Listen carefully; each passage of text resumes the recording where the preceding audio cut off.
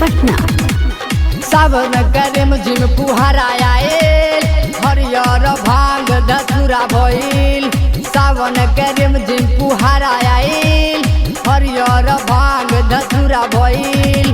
शहर से सैया तू आई जाना घर देवरू के संग जाई के देव घर कंधवा पे कावर बजी है टन टन नचब चमचा चमचा रोशनी हो डीजे बजी है धम धम नचब चमचा चमचा कावर के घंटी बजी है टन टन नचब चमचा।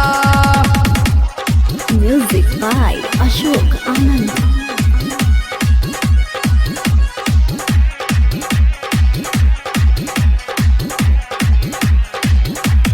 ना चाही हमके हो पूछहु बलम गेरुआ साड़ी पहन के जाई बोलबम बाबा से मांगब दूध गोला लाल नचब चमचा चमचा कवारा के घंटी बजी है टन टन नचब चमचा चमचा रोशनी हो डीजे बजी है धम धम नचब चमचा चमचा।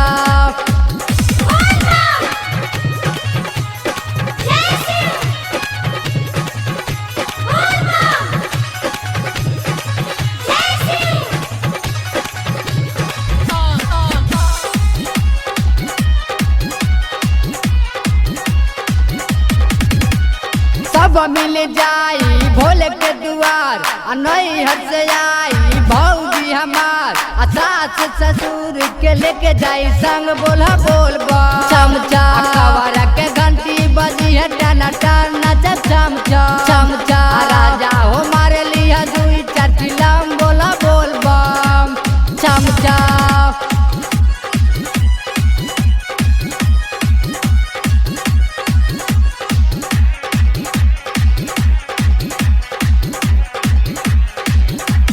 बासन सुबोध के लेके जाइब संग अजी तो मिर्ची होई के मगन आदित्य दीवाना के गावेले भजन नचब चमचा चमचा कवारा के घंटी बजी है टन टन मचब चमचा चमचा।